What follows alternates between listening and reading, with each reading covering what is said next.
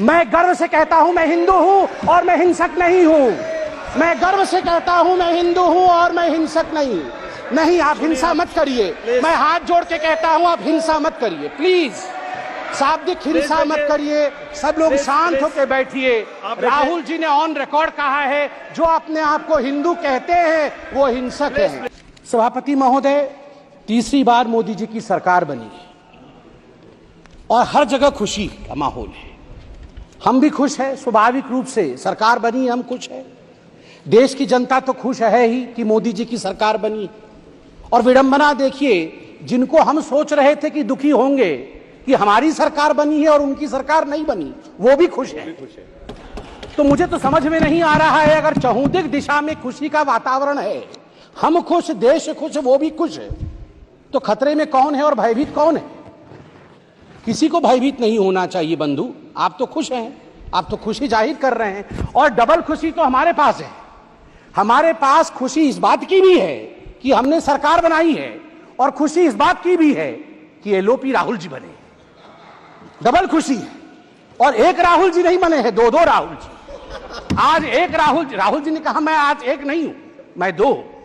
जब एक राहुल से इतना बड़ा एसेट का हमें प्राप्ति हुई थी, आप सोचिए दो राहुल से इस देश को कितना लाभ होगा। और मुझे लगता है हमारे जो विपक्ष के साथी हैं उन्हें भी दो राहुल से बहुत ही लाभ होगा।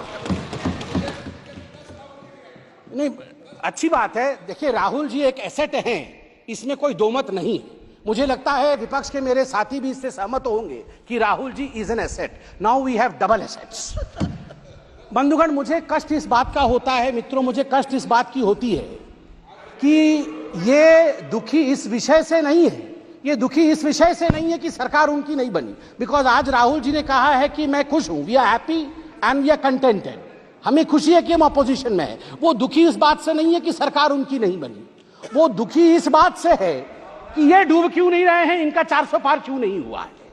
मतलब ये खुशी मना रहे हैं इस बात को लेकर कि इनका 400 पार नहीं हुआ है, और इस विषय को लेकर वो दिवाली मना रहे हैं। आप सोच के देखिए, 3 टर्म से समुद्र के गर्त पे पड़े हुए हैं और ऊपर देख रहे हैं कि इनके जहाज में छेद कब होगा, इनके जहाज में छेद कब होगा और ये कब डूबेंगे। ये खुद तैरने की कोशिश नहीं कर रहे हैं। मुझे लगता है कि हमें भी ईश्वर से और आज शिव जी से प्रार्थना करनी चाहिए कि अगर राहुल जी प्रसन्न है, विपक्ष में रह के प्रसन्न है, तो उनकी प्रसन्नता अनंत काल तक बरकरार रहे।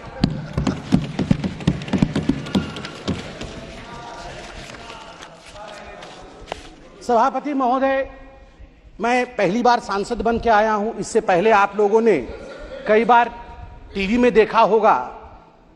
मुझे एक विषय, और यह पक्ष विपक्ष का विषय नहीं है, जब मैं 2010 में बैठता था टीवी पर और डिबेट्स होती थी, तो उस समय जब इलेक्शन डिक्लेयर होते थे तो अमूमन जो विषय उभर के आता था, तुरंत टीवी के एंकर्स के विषय में आज बातचीत हुई तो पहला विषय जो उभरता था कि अरे जातीय समीकरण क्या है, उस फलाने राज्य में चुनाव होने वाला है, वहां का जातीय समीकरण क्या है, वहां का धार्मिक समीकरण क्या है, MY समीकरण बनता है कि नहीं, कितने यादव है, कितने मुसलमान है, कितनी पिछड़ा वर्ग है, कितना अगड़ा वर्ग है। इस समीकरण से क्या हम सरकार बना पाएंगे, कौन सी पार्टी सरकार बनाएगी। टुडे आई कैन प्राउडली से that this narrative has been forever killed by the honorable Prime Minister Mr. Narendra Modi ji's narrative of development. For the first time in the Indian polity's history, the narration today is how many toilets have been constructed, how many Awas Yojanas have been sent to the poor people. पहली बार आज देश में चर्चा का विषय बना है कि देश में आज 12 करोड़ शौचालय है। देश में आज आवास योजना के माध्यम से 4 करोड़ घर पहुंचाए गए हैं। आज पीएम ग्राम सड़क योजना के माध्यम से 7,45,000 किलोमीटर सड़क बनी है। जल जीवन मिशन के माध्यम से 13 करोड़ घरों तक टैप वाटर पहुंचाया गया है। आज ODF 4 लाख से अधिक गांव आज ओपन डिफिकेशन फ्री ग्राम घोषित किए गए हैं।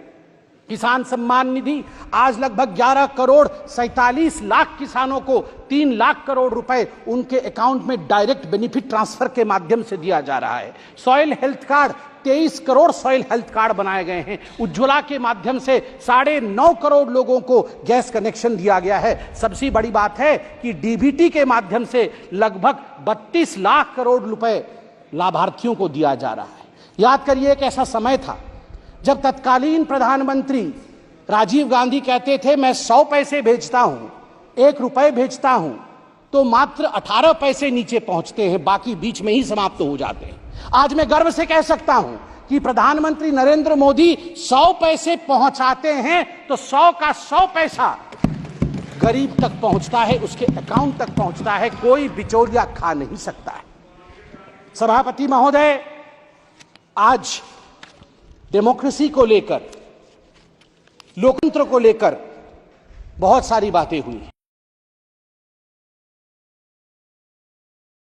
शपथ समारोह चल रहा है, उसी दिन से लोकतंत्र को लेकर, संविधान की प्रतियों को लेकर बहुत बातें हो रही है। मैं जगन्नाथपुरी से आता हूं और आज मैं गर्व से यहां जय जगन्नाथ कहते हुए कहता हूं कि लोकतंत्र का जन्म जगन्नाथ धाम में ही हुआ। मैं बताऊंगा, वैज्ञानिक दृष्टिकोण से बताऊंगा क्यों हुआ। लोकतंत्र का जन्मदाता जगन्नाथ धाम है। जगन्नाथ मंदिर ने कलिंग के समय लोकतंत्र स्थापित किया। कलिंग अंग भंग कलिंग कहा जाता है। कलिंग के नरेश, कलिंग के राजा, कलिंग के सब कुछ भगवान जगन्नाथ है। वो तो जगत के नाथ हैं, वो तो ब्रह्मांड के नाथ हैं, मगर कलिंग में हम मानते हैं कि हमारे सर्वे सर्वा नारायण स्वयं हैं, जगन्नाथ है। वो रत्न सिंहासन पर बैठते हैं, रत्न सिंहासन से कलिंग का आसन वो संभालते हैं। उनका प्रतिनिधि वहां के गजपति महाराज होते हैं। मगर आप देखिए सुंदरता, लोकतंत्र का जन्म कैसे होता है। जगन्नाथ महाराज भी राजाधिराज जगन्नाथ, इस जगत के नाथ जगन्नाथ, रत्न सिंहासन को त्याग करके साल में एक बार वो रथारूढ़ होते हैं। वो कहते हैं मैं गरीबों से मिलने जाऊंगा, उनके घर तक जाऊंगा, जो मेरे पास नहीं आ सकते हैं मैं उनसे मिलूंगा। यही लोकतंत्र है, यह प्रजातंत्र है। और जब रत्न सिंहासन त्यज करके जगन्नाथ रथारूढ़ होते हैं, रथ पर आते हैं, तो गजपति महाराज, उड़ीसा के जो महाराज हैं, वो अपने हाथ में झाड़ू लेकर खुद जगन्नाथ के आगे झाड़ू चलाते हैं। उस दिन वो सफाई कर्मचारी बन जाते हैं। और गर्व के साथ मैं उत्कल पुत्र उड़ीसा का निवासी कह सकता हूं, इसी कारण से उड़ीसा में जाति प्रथा नहीं है, क्योंकि हमारे राजा को झाड़ू पकड़ना पड़ता है। जगन्नाथ के सामने लोकतंत्र चलती है, और लोकतंत्र की जगन्नाथ की भूमि में राजा भी झाड़ू मारने के लिए बाध्य है। उसे छेरा पहरा कहते हैं। 7 तारीख को रथ यात्रा है, आप देखेंगे राजा स्वयं झाड़ू मार रहे होंगे और तभी जगन्नाथ आगे बढ़ेंगे। यह लोकतंत्र की महिमा है। जब तक सनातन है तब तक लोकतंत्र रहेगा भारतवर्ष में। जगन्नाथ धाम एक ऐसा धाम है, लोकतंत्र के सीख के लिए, अध्यात्म की सीख के लिए आदि शंकराचार्य से हम सबके गुरु नानक महाराज जी ने भी वहां पधारा था। नीलकंठ वर्णी जी ने भी वहां पधारा था। ऐसे कोई गुरु नहीं जो वहां नहीं आए और वहां से शिक्षा दीक्षा लेकर नहीं गए। और आज मैं फक्र के साथ कह सकता हूं, मेरे प्राजी वहां बैठे हुए हैं सभी, जब 1506 में गुरु नानक देव जी जगन्नाथपुरी आए थे और जब वो अंदर गए थे मंदिर भगवान के दर्शन करने, उस समय आरती चल रही थी। उस भव्य आरती को देखने के पश्चात अनायास ही गुरु नानक देव जी के मुख से आरता निकला था, जो अपने आप में आज इतिहास है। गगन में थाल रव चंद दीपक बने, तारका मंडल जनक मोती, धूप मले आन लो पवन चवरो करे, सगल बन राय फुलंत ज्योति, कैसी आरती होए भव कंडना तेरी, कैसी आरती होए अनहद शब्द बाजत भेरी, कैसी आरती होए तेरी। गुरु नानक देव जी कह रहे कैसी आरती तेरी, भव्य आरती है। भव खंडना, भय खंडन करने वाला। आप सोच के देखिए, आज भय के विषय में बात हो रही है। अनादि काल से इस भय को खंडन करने का काम महादेव ने किया है। इस भय को खंडन करने का काम उस सनातन ने किया है, जिस सनातन को मिटाने के विषय में आज ये लोग कह रहे थे और अनेकों वर्षों से सनातन के विरोध में कह रहे थे। मैं केवल और कुछ शब्द कह के अपने विषय को शांत करूंगा। सभापति महोदय, आज मुझे बड़ी तकलीफ हुई कि हिंदू धर्म को लेकर आज यहां पर जिस प्रकार से विषय रखा गया है, यह अनुचित है। आज यहां राहुल गांधी जी ने सभी के सामने कहा कि हिंदू धर्म को मानने वाले जो अपने आप को हिंदू कहते हैं वो हिंसक है। मैं गर्व से कहता हूं मैं हिंदू हूं और मैं हिंसक नहीं हूं। मैं गर्व से कहता हूं मैं हिंदू हूं और मैं हिंसक नहीं। आप हिंसा मत करिए। मैं हाथ जोड़ के कहता हूं आप हिंसा मत करिए, प्लीज शाब्दिक हिंसा मत करिए। सब लोग शांत होकर बैठिए। राहुल जी ने ऑन रिकॉर्ड कहा है जो अपने आप को हिंदू कहते हैं वो हिंसक है।